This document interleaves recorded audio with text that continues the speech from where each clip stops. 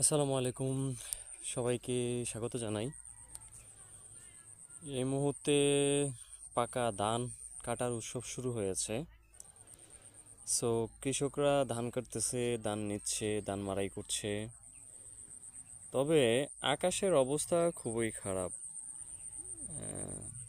এই মুহূর্তে বৃষ্টি বাদল হলে, যদিও বৃষ্টির মৌসুম, বৃষ্টি হতে পারে, তবে এই মুহূর্তে বৃষ্টিটা হলে কৃষকদের জন্য খুবই ক্ষতি হয়ে যাবে।